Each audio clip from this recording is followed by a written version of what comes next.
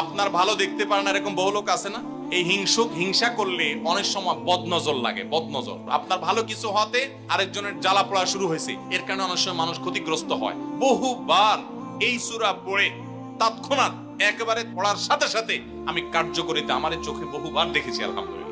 নবী সাল্লাল্লাহু আলাইহি ওয়াসাল্লাম এক সাহাবীকে বলেছেন, তুমি কি জানো আজকে রাতে যে দুইটা সূরা আমার প্রতি নাজিল হয়েছে, যে আয়াতগুলো নাজিল হয়েছে, এইরকম আয়াত কোরআনে আরেকটা নাজিল হয় নাই। আমার বাসা বাচ্চার কোনো অসুবিধা হলে মাঝে মধ্যে আমার মিসেস বলতেন যে একটু দোয়া পড়ে খুদাও তো। আমি আমার মিসেসকে সাথে সাথে বলি, কেন, তুমি দিলে কি সমস্যা?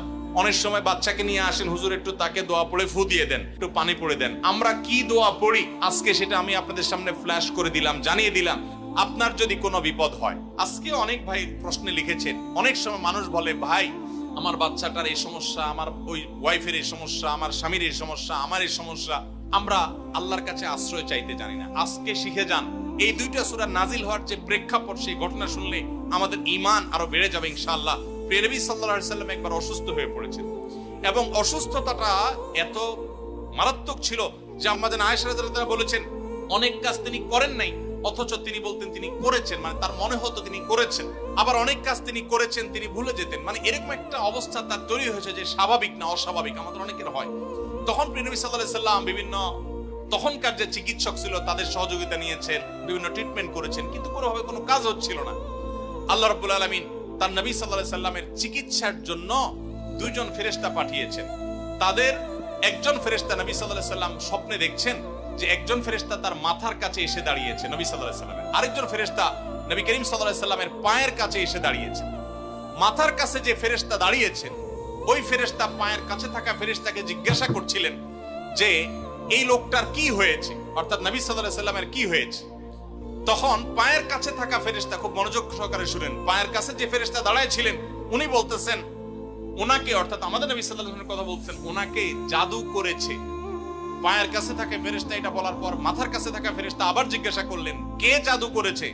পায়ের কাছে থাকা ফেরেশতা তার নামও বলেছে, লাবিদ ইবনে আসাম নামে এক ইহুদি, উপর দিয়া মুনাফিক মুসলমান সাজছে, আসলে সে ইহুদি, সে জাদু করছে নবী সাল্লাল্লাহু আলাইহি ওয়াসাল্লাম।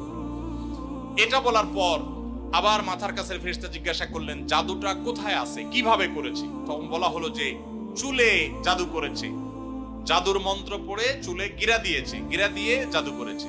এরপর আবার মাথার কাছে ফেরেশতা জিজ্ঞাসা করলেন, জাদুটা কোথায়, জাদুর সেই সুতাটা, সেই ইয়েটা কোথায় রাখা আছে? তখন পায়ের কাছে থাকা ফেরেশতা, এগুলো আল্লাহর পক্ষ থেকে ওহী নিয়ে আসছেন, ওনারা জানেন, আল্লাহ ওহীর মাধ্যমে তাদের জানিয়েছেন। তো তারা বললেন যে, তিনি বললেন যে সেটা অমুক কূপের নিচে, পাথরের নিচে চাপা দিয়ে রাখা আছে। নবী করিম সাল্লাল্লাহু আলাইহি সাল্লামের স্বপ্ন শেষ হওয়ার পর উনি আম্মাজান আয়েশাকে সবাইকে বললেন এই অবস্থা। এরপর তিনি সেই সুতা তুলে আনলেন, সুতা তুলে এনে সেটা যখন ধ্বংস করলেন, গিরা খোলার ব্যবস্থা করলেন, সেই চুল, তখন দেখা গেল নবী সাল্লাল্লাহু আলাইহি সাল্লামকে আল্লাহ তাআলা অলৌকিকভাবে সাথে সাথে সুস্থ করে দিয়েছে। আপনি কোন আলেমের কাছ থেকে দোয়া দুরূদ পড়িয়ে নিতে পারেন, পানি পড়া নিতে পারেন, তেল পড়া নিতে পারেন, শরীরে ফু দিয়ে নিতে পারেন, এগুলো জায়েজ। রুকিয়া, ঝাড়ফুঁক বলে এগুলোকে, কোরআন আয়াত দিয়ে এগুলো করলে অসুবিধা নেই ঝাড়ফুঁক করা। কিন্তু আপনারা যারা এখানে আছেন সবাই এই আমলটা করতে পারেন। সেটা কি? সূরা ফালাক এবং সূরা নাস আপনারা ঠিকমতো পড়বেন। দেখেন আপনার বাচ্চার কোনো অসুবিধা হয়েছে, আপনি নিজে পড়বেন। কোনো হুজুরি দিয়ে করাতে পারলে ভালো। রাত 10টা বাজে বাচ্চা হঠাৎ কান্নাকাটি শুরু করছে, অস্বাভাবিক, আপনার কাছে মনে হচ্ছে অস্বাভাবিক কিছু, তো আপনি সূরা ইখলাস, সূরা ফালাক, সূরা নাস 3 বার পড়ে বাচ্চাকে ফু দেন। যদি আল্লাহর প্রতি ইয়াকিন থাকে আপনার, আল্লাহর শপথ করে বলছি, আমি নিজে আমার জীবনে বহুবার এই 3 সূরা পড়ে তৎক্ষণাৎ একেবারে পড়ার সাথে সাথে আমি কার্যকরিতা আমার চোখে বহুবার দেখেছি, আলহামদুলিল্লাহ। অতএব আপনি যদি ইয়াকিনের সাথে সূরা ফালাক, সূরা নাস, বিশেষ করে এই দুইটা সূরা আর সূরা ইখলাস সহ পড়তে পারলে আরো ভালো, তিনটা সূরা যদি আপনি পড়ে বাচ্চাকে ফু দেন, নিজের শরীরে ফু দেন। নবী করিম সাল্লাল্লাহু আলাইহি সাল্লাম সূরা ফালাক, সূরা নাস এই দুইটা সূরা পড়ে নিজের শরীরে প্রায় ফু দিতেন, আমাদের আয়েশা রাদিয়াল্লাহু আনহা বর্ণনা করেছেন। এইজন্য এই দুইটা সূরা আমাদের পড়া উচিত।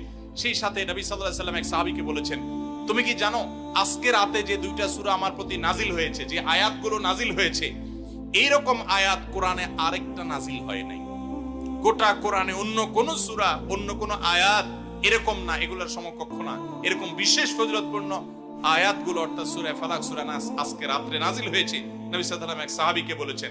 এবং নবী সাল্লাল্লাহু আলাইহি ওয়াসাল্লাম মাঝে মধ্যে এই সূরাগুলো দিয়ে ইমামতি করতেন, নামাজে পাঠ করতেন। আমাদের আয়েশা বলেছেন তিনি এগুলো পড়ে নিজের প্রতি নিজে ফু দিতেন, নিজেকে রক্ষা করার চেষ্টা করতেন। এই জন্য এই সূরাকে বলা হয় সূরা ফালাক, সূরা নাসকে বলা হয় মুআওয়াযাতান। যেই কোনো সুবিধায় ইয়াকিন পরিপূর্ণভাবে রেখে আপনার সাধারণ অসুস্থতা হলে অবশ্যই আপনি ট্রিটমেন্ট গ্রহণ করবেন। নবী সাল্লাল্লাহু আলাইহি ওয়াসাল্লাম নির্দেশ করেছেন, তাদাও, তোমরা চিকিৎসা গ্রহণ করো, অসুখ হলে ডাক্তারের কাছে যাও, চিকিৎসা গ্রহণ করো। ফাইন্নাল্লাহা মা খালাকা দাআন ইল্লা খালাকা লাহু দাওয়া। আল্লাহ এমন কোন রোগ সৃষ্টি করেন নাই, যেই রোগের প্রতিষেধক বা ঔষধ সৃষ্টি করেন নাই, সেটা তোমরা করো।